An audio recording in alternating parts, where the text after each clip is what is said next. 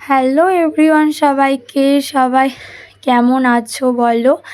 আর এটা ছিল শুভ নীল ষষ্ঠীর একটা মিনি ব্লগ।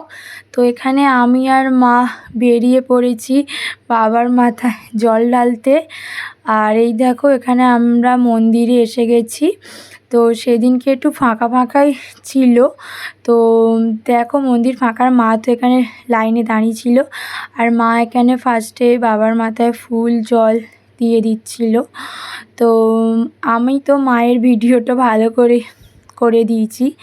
আর এখানে মা দেখো মা মোটামুটি যাই করে আমার একটু ভিডিও করেছে। আর সেদিন প্রচণ্ড রোদও উঠেছিল।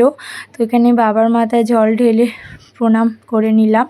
আর এই দেখো এটা ছিল আমাদের মন্দিরটা। এখানে মা শীতলা, বাবা পঞ্চানন ঠাকুর, মা ষষ্ঠী, মা মনসার মূর্তি আছে। তো মা আর আমি বাড়িতে এসে গেছি। আর মা এখানে করে রেখেছিল ডালিয়া, তো সেটাই খেয়ে নিলাম। তারপরে মা দুপুরে করেছিল লুচি আর ঘুগনি। তো এখানে তো আমি সেটাই খেয়ে নিচ্ছিলাম। তারপরে একটু খাওয়া দাওয়ার পরে একটু বার হয়েছিলাম, কারণ পয়লা বৈশাখের জন্য যেহেতু কিছুই সেরকম শপিং করা হয়নি, সেই জন্য আমিও একটু বার হয়ে পড়লাম পয়লা বৈশাখের শপিং করতে। এখানে আমি টোটোতে উঠে পড়েছি। আর এই দেখো ডায়মন্ড হারবারে এসে মোটামুটি শপিং করা হয়েছে কমপ্লিট।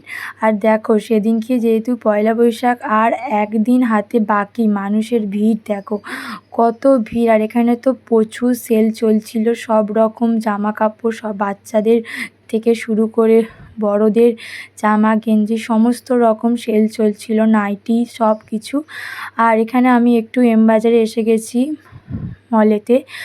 আর এম বাজার থেকেও কয়েকটা কিছু জিনিস টুকিটাকি কিনছিলাম।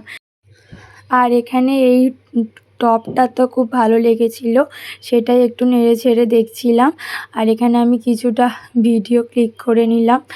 আর তারপরে এখান থেকে আমরা চলে গেছিলাম বাজার কলকাতা শপিং করতে। বাড়ি ফেরার পথে আইসক্রিম খেয়ে আর বাড়ি চলে এলাম।